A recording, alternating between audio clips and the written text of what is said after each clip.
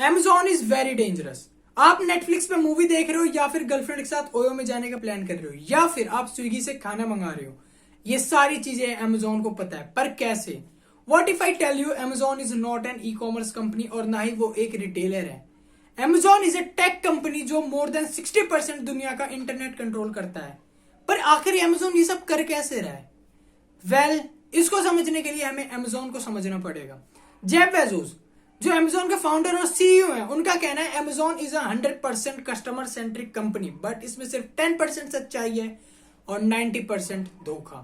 Amazon जिसकी शुरुआत 1994 में हुई थी और स्टार्टिंग डेज में ये सिर्फ बुक सेल किया करते थे, बट Amazon की इंटेंशन कभी बुक सेल करने की थी ही नहीं। बुक सेल करना उन्होंने इसलिए स्टार्ट किया क्योंकि उस टाइम ई कॉमर्स इंडस्ट्री में एंट्री करने के लिए सबसे इजी तरीका था। बट कहानी में ट्विस्ट 2002 में आता है जब Amazon ने AWS लॉन्च किया, Amazon वेब सर्विस, और सिर्फ इसके थ्रू आज Amazon दुनिया का मोर देन 60% इंटरनेट कंट्रोल करता है। पर कैसे?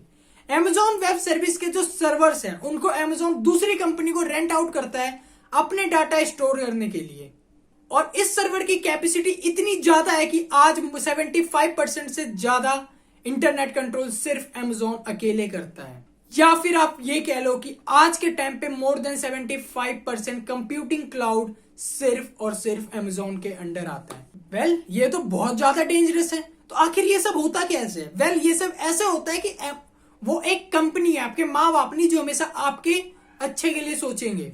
इसका मेन रीजन है Amazon उनकी हेल्प करता है उनके बिजनेस को स्केल करने। अगर किसी कंपनी को ज्यादा स्पेस चाहिए तो वो अपना प्लान अपग्रेड कर सकता है, और अगर किसी कंपनी को कम स्पेस चाहिए तो वो अपना प्लान कम भी कर सकता है। इससे कंपनीज के इंफ्रास्ट्रक्चर कॉस्ट बच जाता है जो उनको बिल्ड करना पड़ेगा अपने डाटा सेंटर बनाने के लिए, और ये कॉस्ट बचाने के लिए वो AWS यूज करते हैं।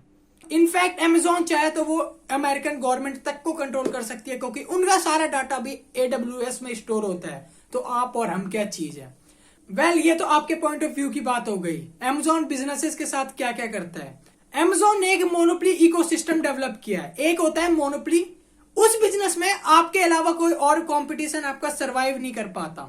पर जब मोनोपोली इकोसिस्टम होता है उसमें पूरा का पूरा कंट्रोल सिर्फ आपके हाथ में होता है, और Amazon ने यही डेवलप किया है। बट Amazon ऐसा करता कैसे है? जब एक सेलर Amazon पे लिस्ट होता है तो Amazon के पास कस्टमर बिहेवियर पैटर्न आना स्टार्ट होता है, और Amazon हॉट सेलिंग प्रोडक्ट को खुद मैन्युफैक्चरिंग करके मैन्युफैक्चरिंग कॉस्ट से भी कम पे मार्केट में प्रोडक्ट सेल करता है, जिससे उसके सारे कंपटीशन खत्म हो जाते हैं। Amazon का रियल गेम कुछ और ही है। 2009 में एक कंपनी थी क्विट्सी जो 3 ई कॉमर्स कंपनी रन करती थी, diaper.com, beauty.com और soap.com। diaper.com, beauty.com और soap.com बेबी केयर प्रोडक्ट में वो मार्केट लीडर थी और यहां तक Amazon को भी बीट कर रही थी। तो Amazon ने उनके फाउंडर को ऑफर दिया कि आप कंपनी हमें बेच दो, पर उन्होंने उस टाइम कंपनी मना कर दिया।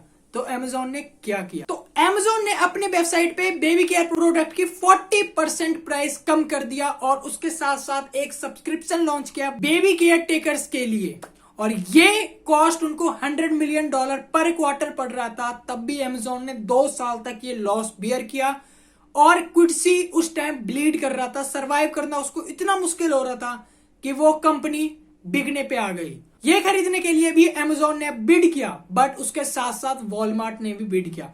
तो जाहिर सी बात है वॉलमार्ट की बिडिंग Amazon से काफी हद तक ज्यादा थी।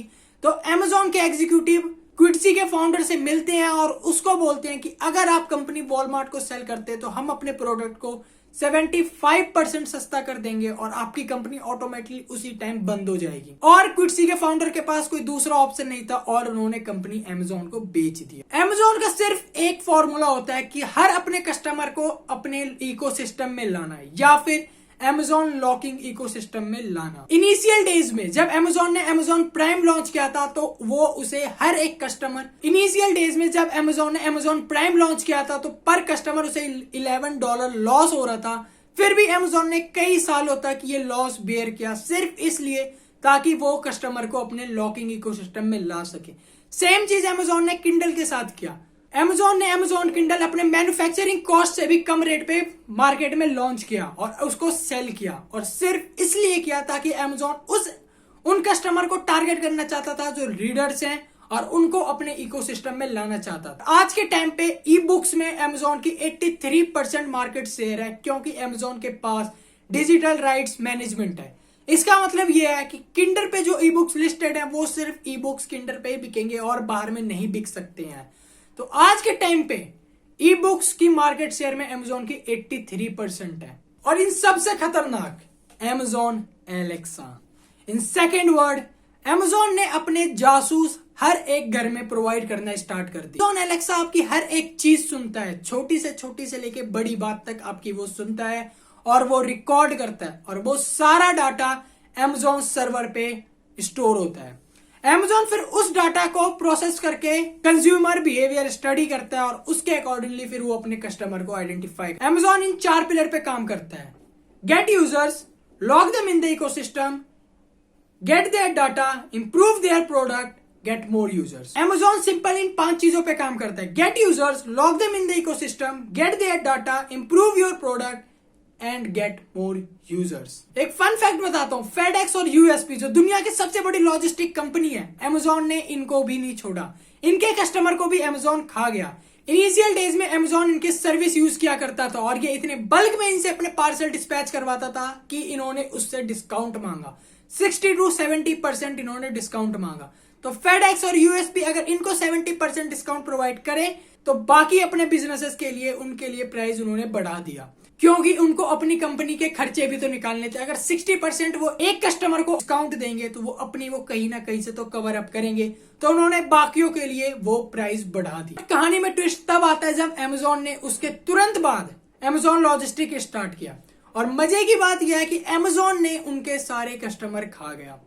जब फेडेक्स और यूएसपी ने जब बाकी कस्टमर्स के लिए प्राइस बढ़ा दिया तो अमेजोन ने उन्हें ऑफर किया इतने कम प्राइस में, क्योंकि सारे के सारे लॉजिस्टिक अब अमेजोन खुद हैंडल करने लग गया था।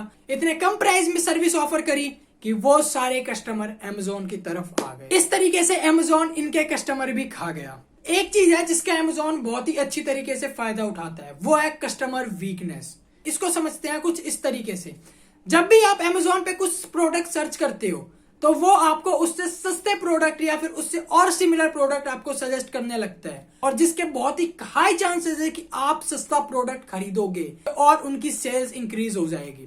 और दूसरी चीज है स्केर्सिटी। आप अगर अमेजोन के प्रोडक्ट वेबसाइट पे जाते हो तो मैक्सिमम प्रोडक्ट के नीचे ये होता है 1 स्टॉक लेफ्ट, 2 स्टॉक लेफ्ट। इसका भी अमेजोन बहुत अच्छे से फायदा उठाता है। इसको कहते हैं ह्यूमन साइकोलॉजी, कि मेरे हाथ से वो प्रोडक्ट मिस ना हो जाए, इसलिए हम अपने डिसीजन लेट ना करते हुए वो प्रोडक्ट उसी टाइम हम खरीद लेते हैं। और इन 2 चीजों का अमेजोन बहुत अच्छे से फायदा उठाता है। इन सब के बाद भी इनडायरेक्टली अमेजोन अपनी सेल्स इंक्रीज कर लेता है, और इन सब के बाद भी अमेजोन टैक्स 0 के बराबर भरता है। पर ऐसे कैसे? अमेजोन प्रॉफिट शो करता ही नहीं है। अमेजोन के जितनी भी प्रॉफिट होता है वो प्रॉफिट वो अपनी कंपनी के ग्रोथ में लगा देते हैं और गवर्नमेंट को दिखाते हैं कि भाई हमारे तो सारे एक्सपेंसेस में चले गए, हम प्रॉफिट जनरेट नहीं कर रहे, तो हम आपको टैक्स किस बात का भरे, और वो ऑलमोस्ट 0 टैक्स भरते हैं।